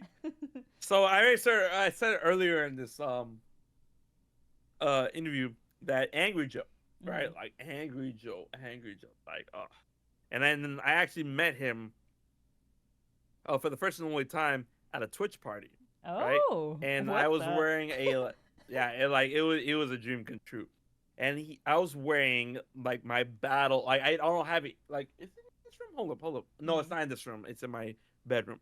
All right, so I have this like jacket that's like I call it my battle jacket because it has a shitload of pins, like from Yeah, here yeah, all the way down, like that. So I yeah. was wearing that, and I met him and at a Twitch party, and it was like a Twitch party was being held at an arcade Oh, at PAX East specifically. And wow. I met him. I'm like, Angry Joe, and he's like, "Hey, how you do?" Because like if you're in a Twitch party, then obviously you're in a certain type of like echelon Mhm. of like content creation. It's not like, oh, you're just some like Right. Mhm. I see. I guess like he gave me like a bit more time of day because of that, but like that's not the point. The Yeah. point is I met him and he's like, "Hey, so how you doing?" It's like, "Whoa, you have so many pins," and he's like Yeah. just like analyzing all the pins, and like it took him like a good like 2 minutes to analyze all the pins, and he's like, "Oh, so like what's your name?" Todd shot the shit and stuff, and it was a really surreal experience. And then he had a pin, like an Angry Joe pin. He's like, "I want you to add this to your shirt, your Wow. jacket." And I'm like, "Word!" And like just like I put it there, Right. and it was great. And I was telling him that like, oh, like literally you inspire him to get into content creation. And then he's like, "Oh, that means so much. That means so much." And then he looks at me. He's like sizing me up. He's like, "Are you Mexican?" And I'm like, "Yeah." It's like, vato. And then like he started saying Spanish, and then we started talking Spanish a little bit. I'm like, You're that like, was now we great, connect on right? two different ways. Like exactly, Yeah. right? Like two different wavelengths. Oh So my like god. Angry Joe is definitely like a big inspiration. Another huge inspiration, like I got like three more main big inspirations. Another inspiration to me is Eagle Raptor, Aaron Hansen, Mhm. right? I grew up watching stuff like as Eagle Raptor from Newgrounds before he did the whole YouTube game and before he was part of Game Grumps, and I watched Eagle Raptor do what do you call it? Whatchamacallit, Sequelitis. Sequelitis was like an awesome series that really, really got me into understanding a huge parts of the YouTube game. And it's Mhm. funny because I actually made a video to commentate and clash against a certain Sequelitis he had Oh. because like it's very known that Egrap doesn't like Ocarina of Time, and Ocarina of Time is like very fine for a Right. game. So I made a clashing video to that, and it actually got copyright claimed Oh. by Maker, who was the person that like what do you call it? Sponsors, not sponsor, but like they manage both of our channels, Oh. right? Because we were Interesting. both part of Polaris at the time. Yeah. That's what was like, oh my god, right? And then I'm like, what the fuck? Why is this being? I'm like, no, I'm part of this too. Yeah. So then I actually messaged him, and I'm like, I'm probably not gonna get this. I responded in 2 days. Is like, bro, that's not my fault. That's up to Maker. I'm sorry Yeah. this happened to you. Like, call like Oh. message Talk to them, and I them. messaged them Yeah. like, yo, I messaged them like, what the hell? And they're like, oh, our bad. And then it got lifted. I'm like, Oh. What the? So I'm crazy like, how stuff like that happens. Right. it's crazy, right? Mm-mm. So like Raptor, and I met him in real life Mhm. at a PAX as well. Wow. And yo, he is super tall. Like I was like I'm not short. I'm 5'11", and he's like I think he's like 6'2", and I Oh was my like this, god. right? And then when I talked with him, Even in the boots, bro, with like this much ad. yeah, yo, even when I talked with him, yo, he stared me in the eyes the whole Oh. conversation, and he had the most genuine look on his face. I'm like, He's listening. I'm like, That's real love right there. right now, Aaron Hansen, optimal human being, right? So that's Angry Joe, Aaron Hansen, and then when I start my whole VTuber aspect, another person that I look up to is honestly, and then like, oh, I'm gonna put her on blast. That's right, Fifi. Mm-hmm. Right, she's an amazing VTuber, and I've come to know her over the past couple of years or whatnot, and she actually like approached me saying that she was a fan of mine, Mm. right? And I'm like, no, that's not allowed, right? That's not allowed. Like you're someone filled with so much talent, potential, and like powers. Like no, and we've like honestly, I've come to call her one of my best friends Mm-hmm. now at this point You can because tell. like we've known each I'm like, other y'all like for stream like together a lot. But it's like, yeah like you can tell that you're genuinely friends. yeah, like more than 5 years, right? And then like she constantly sends me stuff like, look, that's her cup right there, Oh, right? shit. And I love her to death. Yeah. So like, and then she inspired me mostly because like there's a lot of our VTubers that inspired me to try to get into this game, Mm-hmm. but she inspired me absolutely the most to get into this game, and I'm thankful 100% to this day for our friendship. So like, Yeah. those are the three main people that inspire me. So like, Angry Joe. Wait, I said four, You right? did say I 4. meant four, right? You dropped I one did say off. four. All right. There you go. See, that's how you know that I'm like I'm in the sauce. So all right, Angry Joe, Eagle Raptor, Fifi. Fifi, and then also, all right, there you go. The last. I'm glad I saved this for last because this was actually the one that inspired me to do content creation before Angry Joe, before Eagle Raptor. Awesome. So I'm glad I brought this up. And I was able to become friends with him and collab with him. And for those that don't, Deep Cut, Yuri of Wind. Okay, okay. So, like, if you've never seen their content, please watch it. Yuri of Wind is, like, literally, like, that's probably, like, like, me getting into YouTube. Mm-hmm. That's why I'm glad I brought him up last. Me getting to YouTube, the first YouTuber I would actually legitimately watch Mm-hmm. is him, Yuri of Wind, Wow. right? Because he had like really good essays and applications and videos on all that stuff. So like that, and then it got to the point where like I messaged him, and then we shot the shit, and we've just talked. Like, Yeah. I feel like that's just the best you way. know, Just that. oh yeah, absolutely. Fucking around on random video games, honestly, will make the best friends. Oh yeah, honestly. Yeah. Well, speaking of So, yeah. friends, like, this might sound silly, but it's one of my questions. All Do right. you have any friends in the Twitch or the YouTube creator space, and have you ever met them IRL? And if you have, what is it like to finally meet and hang out with these people that you've met online? No, you. I was just around. ah.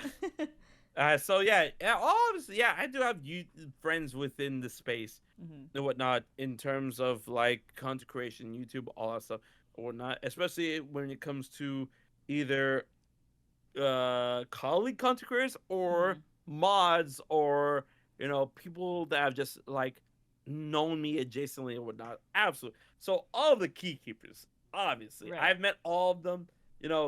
Sky would wink. Sky is literally my first YouTube friend ever. Really? Right? Wow. Yes. And I love him to death. I will do anything for him. Right? So Sky, Dean, Soralam one, the Mm-hmm. keykeepers. Dean is amazing. Right? Such a genuine and kind person. And Jared, oh my god. Like there are times where we had into the wazoo of the late night because I mean like hey, it's not late night for him, but it's late night for me Right. because like Just he lives up in New during the Zealand, day. right? So yeah, he lives on the other side of the world, right? And I love every conversation we have, whatnot. And Jared, if you're watching this, I promise you, probably maybe play Cy Cooper, but Oh I'll my get to it. God. I'll get to it. We'll see. All right. We'll see. We'll see. But 2026, Jackie man. Baxter though, Yeah. like so and then also Sarah Key, Mhm. amazing, amazing Omi. So fun and generally like bubbly personality. Like there are times where we just keep talking, keep talking. It's like, and then to the point I'm like, yeah, sorry, I gotta go to bed. Like, Yeah, right. it's It's time. crazy.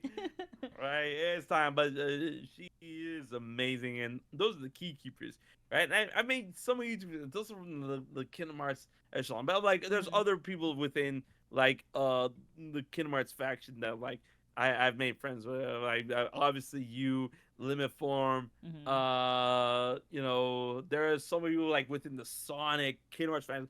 Phoenix, Michi, love you both and Mhm. whatnot. And then obviously into the Zelda Mhm. like region, we got Commonwealth One, we got Dr. Wily, we got Zeltic, we got like all the people from Zelda universe, you know. And then my boy Kingly Red, who's like one of the up and coming great voice actors right now, Mhm. and also a Florida man as well. Like, oh my god. And of course Corey from the Sonic Expo and whatnot. There's so many, and then like there's all these I've met so many voice actors I've come to call friends, and Oh, I'm like, really? damn, that's insane that I can call him a friend. Like Paul St. Peter, Benjamin Diskin, Erica Harlecker Stone, Mhm. like a Paul Castro Jr.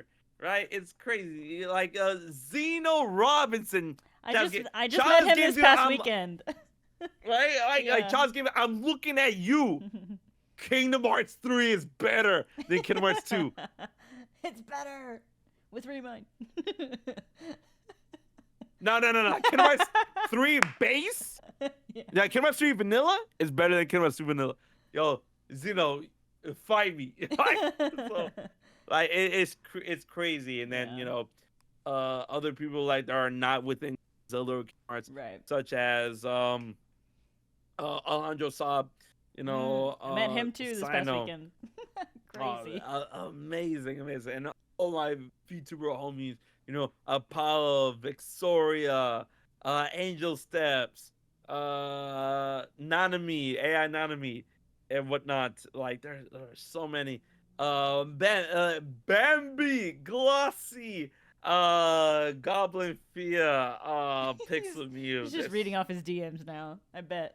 No, I'm no, kidding. I'm kidding. I'm you kidding. see my fingers, right? I'm looking at you. I'm kidding. Like, oh my god.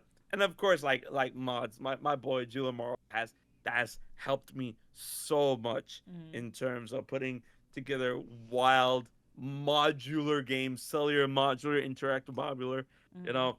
And then of course all of my mods on my channel, including that of Katie, Livefire, Freebond, Gabby. Love you all. I said Julian Ray because like, right, but like, so yeah, and of course all my people had gamer subs too. Yeah. There's so many people like I like know, right? God. Well, you've been in the game for a long Uh, time. That makes sense to me. Well, like, what's it what are you like saying? to? I'm old? Yeah, I don't know. You sound a little ancient. He's nearing 50, I think. Wow. That yo everyone like Bambina says I'm sounding decrepit. That's crazy. um, what's it like to like meet some of these people in person for the first time? Especially all the international ones. Like, what the hell is that like? It's crazy because you know a lot of the times like it's not to say that we don't click off like at first sight because we do, right? But then when it comes to like certain regions, because like a lot of us are based in United States, but then some Mm, of them are based in other regions, and like we clear off immediately. There's no type of like um I would say not because it's not a language, but it's like more like right. I know what you mean, cultural though. barrier. There you go. Mm-hmm. There's no type of cultural barrier, right? But then there are cultural differences in terms of how we say certain things. Like Mm-hmm. big ass story with me and Jared. Jared's Oh from New God. Zealand, right? Yeah. So then we actually like me and the keepers we share a room, right? It's all good, right? So then like we're all guys, and then like I'm using the bathroom, and then I'm like, all right guys, I'm gonna start setting them for bedtime, right? So like I go to the bathroom and I put on my bedtime clothes and whatnot, and I have my PJs on, tank top, and Jared's like, "Oh wait, so you don't sleep in your jockeys?" And I'm like, "My what?" And he's like, "Yeah, your jockeys." I'm like, "Jared, what are jockeys?" Right? And then like Sky and Dean is like, "Yeah, like what are jockeys?" Right? It's like, "Yeah, you're jockeys. You're jockeys." And then you're like, "You're saying that multiple times, It and you doesn't don't know make what me. that Yeah. is." Right? And then he's like, "You're jockeys," and then like he pulls down his pants a little bit. Not he does it, not to his Yeah. knees, but a little bit to show off like his underwear. It's like, Yeah. "Yeah, you're jockeys." I'm like you're boxers? It's like, "Yeah, jockeys." I'm like, "No, no, they're boxers or briefs Yeah. in the United States. We call boxers." It's like, "No, in New Zealand we call them jockeys." Like, why? It's like, "Cause you're jockeys," and I'm Brother. like no, like at home I sleep in my underpants. Yeah. I ain't gonna sleep in my underpants with y'all because I mean like Right. it's not like I don't trust y'all, but I mean like we gotta share beds, so like like jockeys and then PJs. Yeah, right. So like There's layers to this. that was like yeah, that was like a bit of a cultural clash, but it was funny, right? Yeah. But then when I finally met Fifi in real life, like she was so sweet, like it was like we hit it off, and then like the first thing we talked about was like Kingdom Hearts stuff, right? Mm-hmm. We talk about this, that, and whatnot. So it's not like like I don't think I've ever experienced like an awkward moment of someone that I've come to know online and then meeting them afterwards, Right. right? And because like I think it's me marked up to growing up in a place like Florida, because Mm-hmm. Florida is like especially Miami is a melting pot of a lot of different cultures, a lot of different peoples from a Yep. lot of different places. Right? So like I understand that like there's some places and people come from some places that Mm-hmm. don't understand how different someone else could be from me, right? Yeah. But growing up, I understood that, Yeah. right? And like it was great because like no matter how different my friends were not growing up, but growing up now, but you know In the world, just hanging like out with them wherever you are. online, Yeah. yeah, hanging out Yeah. with them online, and then when you meet them in IRL, it's just like it doesn't matter who they are. It's just like It's just you're like vibes. you're my friend, and we Yeah. vibe, and it was really really fun. Like, especially meeting the key keepers for the first time, it was just like it was so much fun. That PAX, it was like so much fun. Where, like we all clicked on the same wavelength to the point where all of us, like the five of us, were like, "Hey, you don't mess with the room next to us." The room next to us was other people we knew, Mm. but and then we had a guy on the inside. It's like, "Hey," and then they opened up, and then we just went there and just like we had like uh shaving cream war, right? And that it was mad fun, right? So Wow. we're like, you know, it was cool. And then there are times where like I'm hanging with the Zelda crew, and the Zelda Mm. crew's like, let's all get breakfast at this one place, because like in PAX in Boston, Mm. there's this one Airbnb that we stayed one year, and we actually went back multiple Oh times wow. multiple times, multiple years to Airbnb, because there was this little Mexican restaurant A in the restaurant. corner, yeah, in the corner of where we were staying, and like I was the only Mexican there, but everyone there was like from either Oh from the wow. UK or Yeah, yeah. Scandinavia, right? But they absolutely they adored the food there. So we're like, oh, they were telling us like, yo, HMK, we gotta go back to that place. Yeah. And so like we would go, and then like for those that want to know the plate I got, it was chilaquiles. Of course Right? it If you don't know was. what chilaquiles is, right? Of course it was. What's that supposed to mean? No, like it's a good chilaquiles. thing. God dang it. Right? It Darn. was like fried tortilla Mm-hmm. in sauces, Mm-hmm. cut avocado, chicken, steak, refried pinto beans, Love. and a sour cream, and that was what I had. And then a lot of the homies there just had different things. They were like, "This is good," and this was a I'm gonna need the name of this place because I went to Boston. I didn't really see any like good food places. because we were staying in the townhouses that was like Yeah, it was like I know what you mean. 10 minutes away from the Yeah. convention center. And it's funny because the restaurant, take a look at this behind me. The restaurant was this size. Oh, what? Oh, well, in Yeah, Boston, small. Yeah, Yeah. it fit like at maximum 20 people. Wow. Right? So then like we always got up, walked there, have breakfast. All right, we're ready for PAX, and then we go to PAX. Oh my And, god, like, that's it so was good. nice. Just getting like full up on food before PAX because honestly, that walking goes crazy. Yeah, Yeah. because like either you do that or you go to PAX and then you gotta walk through the Oh my God, yes. the midday blizzard Yes. to get to Dunkin' Donuts. That's like right next to the place. Yeah. I remember being like, I still don't see it, bro. And you were like, it's right there. I was like, I don't know. It was right there, and then like they were giving out. You They were did giving say out that. Dunkin' Donuts gift cards, bro. Yeah, and I still miss that. I remember telling you like I still don't see it because I was really trying to be caffeinated as hell. You remember that? I was like, I need coffee. Yeah. Next year, Bambina. Next year. Yeah, next yeah, year. next year. Yeah. All right. Well, I love that. It's always so fun to like meet people from the online space, and I'm sure. I mean, it sounds like you've made so many, and I love that. So let's bring it back to your content a little bit. Do you feel like your streams, or really, I guess, any of the content you make online, do you feel like you have a mission statement or a why, or something that kind of like strings them all together? Does that make sense? No, I get what you're saying, and Mhm. like for me, the mission statement. Yeah, no, I definitely get that. So like Mhm. a lot of people are like, oh, what's the mission statement? The mission statement for me is to get people in. Like I answered this for years. Get people engaged. Mhm. Get people excited, hype, Mhm. engaged, hype, and to think. Mhm. Right? Because like The thinking like is usually the hardest my part.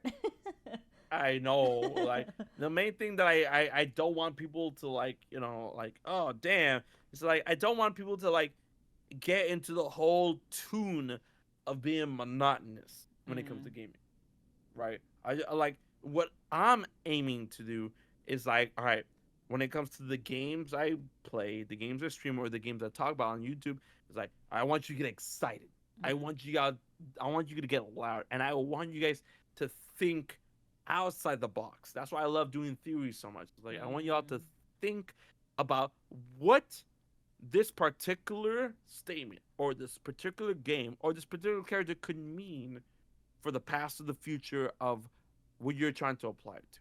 Yeah. That's my mission statement. My mission statement is like I'm playing games to get you guys to think outside of what is known to you or comfortable to you Right. outside the box. What's been That's spoon-fed. absolutely my mission statement.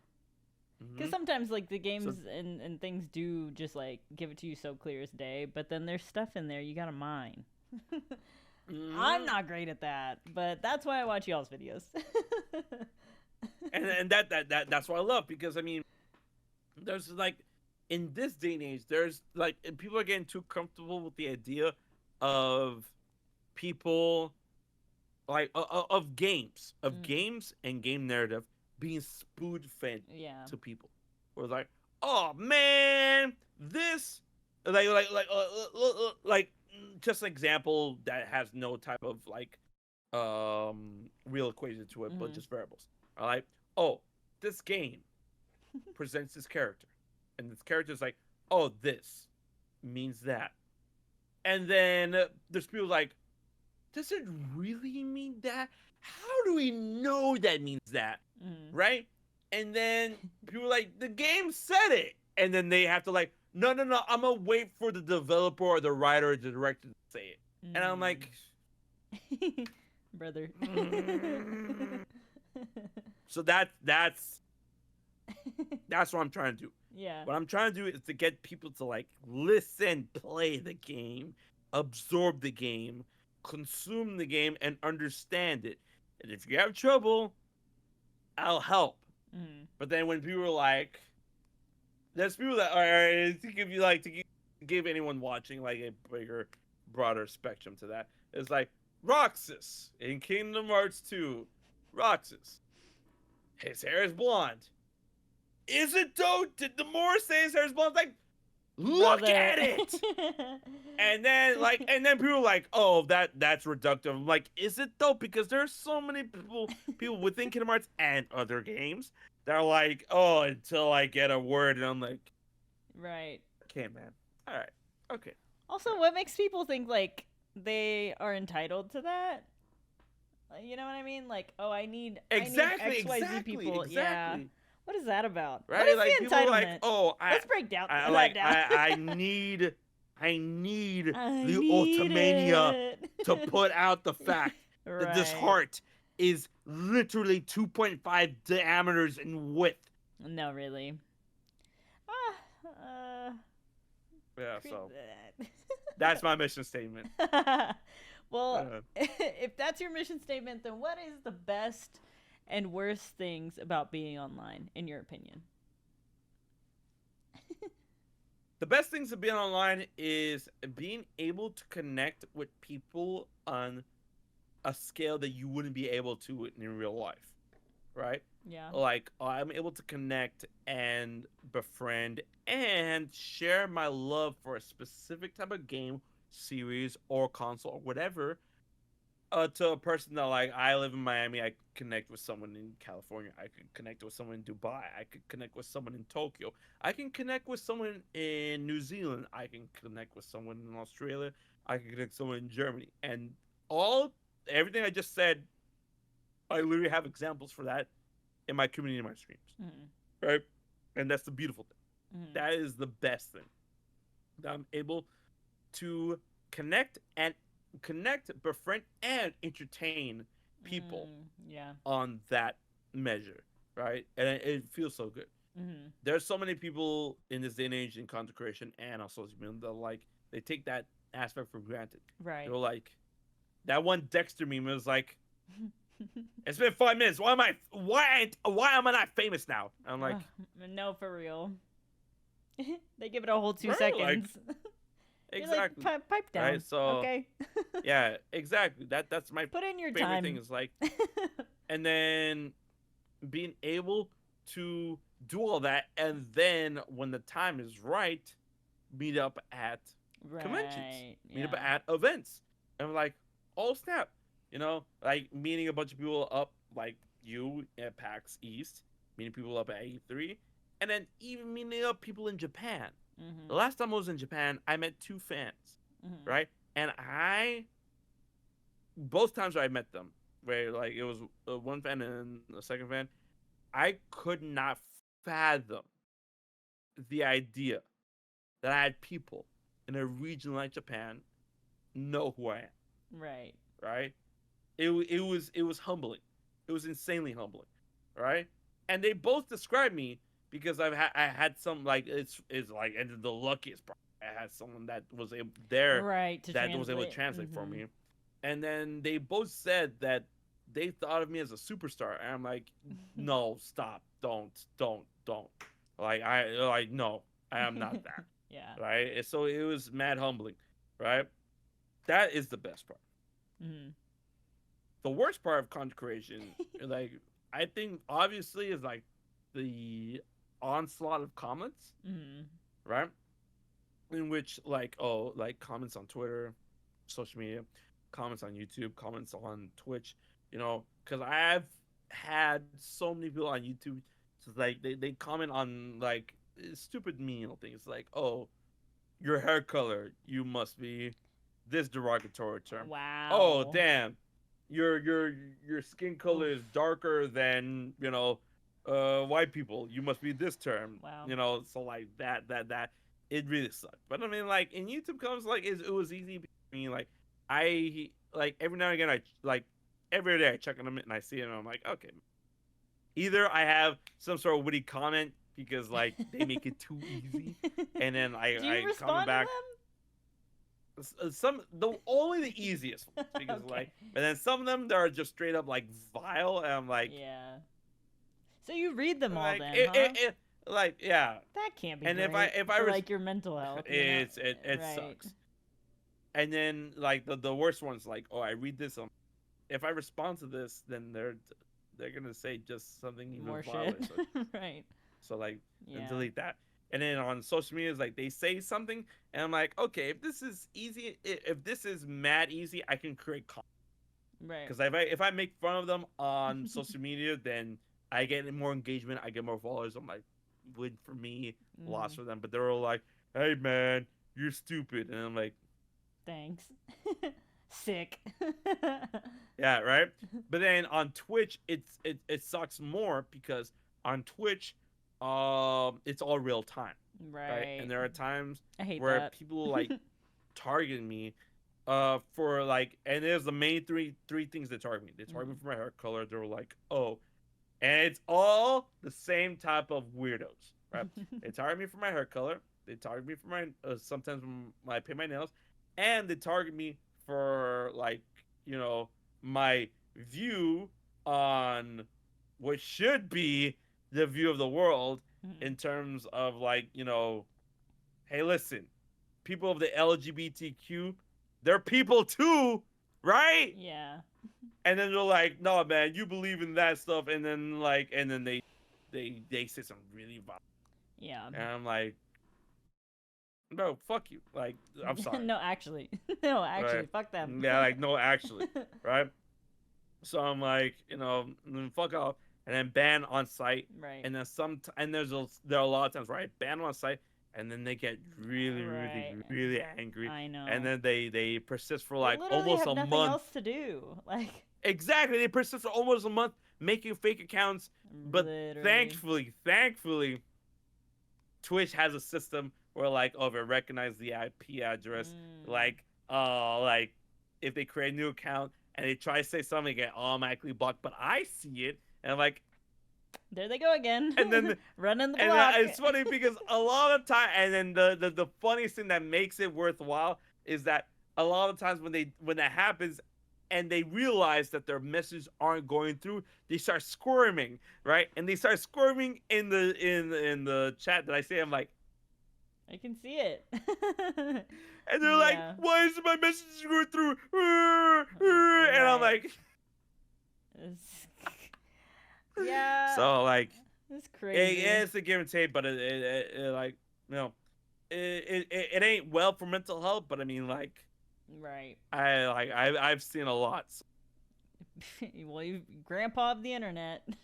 I'm kidding. I'm joking. I'm kidding. Grandpa, okay. I'm kidding.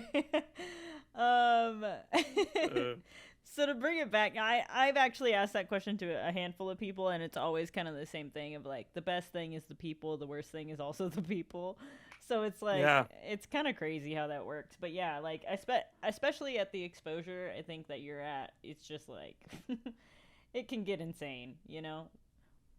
But so Mhm. let's take it back to you a little bit.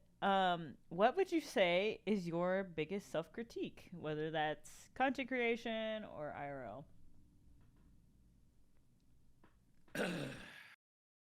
my biggest self critique is that I'm like, I get lazy a lot. Yeah. I get mad lazy, and there's sometimes where I'm like, I could be making more, and I could be streaming more, and I could be doing more. But then there are times where I'm like, or I can take a nap, or I could just be on Discord with my friends and Right. whatnot. And I think my biggest critique is like, I'm getting lazy because like, for those that are probably watching, it's like, oh, take of a lot handle myself or my personality. Is like, no, I love who I am. Hmm. So like, tough luck for you. It's Hmm. just that like, yeah. So like, my biggest critique is honestly like, I wish on my own. That's why, like, but I don't make enough money to like get to have another editor or to get like someone to manage, Right. my time or to manage like one more army type stuff, Yeah. right? So like yeah, my biggest critique is like I get lazy. Where I'm like, man, I could stream, but like But like I could just game. that bed looking really good. Right. That couch looking super good. Like boot it up. Right. So that's me. Yeah. And as far as like your whether it's content creation on Twitch or YouTube or whatever, what are you most proud of? And maybe that isn't the thing that got the most likes or views, but like something that you particularly love that you have created. Honestly, what I've created that I love and stuff, and like it's like I don't care how people like view this type of answer, but like at the end of the day, like there's no leader to it, but I created the key keepers, Mm-hmm. right? And I also created the Chamber of Sages, which was like the group at the time. It didn't live as long as the key keepers, but I created the Mm-hmm. key keepers and whatnot, and I'm pretty proud of that, right? And other than that, I am pretty proud of what I've done with the Fifth Dimension in terms of like trying to give back to the like a streaming team, making a podcast and whatnot. And then honestly, there's a lot of Kingdom Hearts theories that turn out to be true that I'm pretty proud of. And you know, I'm just proud of creating content in the terms of mm, personally me not going insane, if Right. that makes Yeah. like any type of sense, Yeah. because there have been people that like have recognized me and said that like, oh, that you're cool and whatnot. I'm like, hey, listen, I'm just a person. I'm glad you think so. Yeah. I don't think so, Mm. because I did it for the love of the game. I did it because I want to put stuff out. So you know that that's what I'm proud of, because like people are like, oh, I'm proud of this particular video, or I'm proud of this type of thing, or this event, or this stream, or blah blah blah, blah. It's just like I just like doing what I do, Yeah. right? And then some of the time what I do like leads to some cool stuff Mm. or not, and I'm glad that it led to cool stuff. But for the most part, like I'm like pretty chill, and I'm like, I think so, yeah. uh, Well, mm.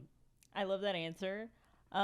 What's next for HMK? You got anything you're excited for as far as gaming or offline, whatever you got in real life, maybe? What I'm excited for is that I want to try and take the whole VTuber aspect of what I'm doing to the next level. I've been, you know, putting together a lot of cool stuff in terms of the next portrayal, the next model, whatnot. Talking to a lot of homies to see what's the like next step and whatnot, and then putting together specific collabs, right? So, but when that materializes, it'll materialize because I've learned that it's gonna take a while Take for some stuff like that to time. materialize. And then certain trips leading up, especially I'm really proud of what I'm leading into, and I'm excited for Japan, which is gonna be really really really really soon. And I'm gonna wait until I could talk about that like much sooner to the event. Hmm. But other than that, I'm really excited, like specifically in terms of like console and content creators and what Nintendo Switch 2 is gonna be doing, whatnot, because I've been loving the system, and I can't wait to see what other third parties bring to the table, and I need to see what Nintendo's gonna do more beyond that, because I mean, like, hey, listen, Mario Kart World Dungeon Bonanza is great. I am. We need Ooh, I'm more. sorry for Kirby or King Kirby Air Riders. I am in there. But Hyrule Warriors Age of Bridges, I'm excited for it, but we need the next true Zelda. And Mm. I can't wait to see what 2026 is going to be like for this console, because, ooh, if, like, Hmm. I hope you prepared as you did for Switch 1, because 2017 was great, but 2018 was spicy. So Oof. that's what I'm looking forward to. Well, that is all I have today. Thank you so much for being on the pod and sharing everything. It's been so fun to have you on, so thank you. It's been so fun to be on you. Like, yo, I feel like you and I, we can talk, we can yap for hours, absolute I hours. know. So I thank you so much for bringing me on. Yeah, thanks for letting us have this access to you. Everyone, this has been HMK. Please be sure to check him out over on YouTube and Twitch for more chaotic and hype fun. And I will see you next time. Bye, everyone. Bye.